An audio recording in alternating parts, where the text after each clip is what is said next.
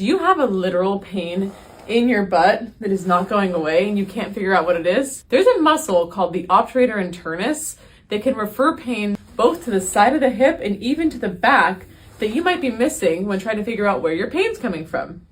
Let's look into it. The obturator internus muscle is a very important muscle that helps stabilize your hip and rotate it. You can see through this hole right here, here's part of the muscle belly, and the actual tendon kind of wraps around the hip here where your femur would be sitting to help stabilize and rotate that hip. So because that muscle is not only a hip muscle, but also connects to your pelvic floor and is part of your pelvic floor, if it isn't assessed and treated from the pelvic floor perspective, it can cause that pain in the butt or pain in the hip that isn't getting better with traditional orthopedic physical therapy, chiropractic work, etc. So if you're having a pain in the butt or a pain in the hip that isn't getting better, this needs to be assessed. Let's look at the other model. Looking from the back here, we have our low back and our sacrum, and then you've got the pelvis wrapping around the front. Now we have multiple muscles we can see on this model, but from the front here, you can see where the obturator internus muscle starts and it wraps around and has a tendon that attaches right onto that hip to help it do the rotation. So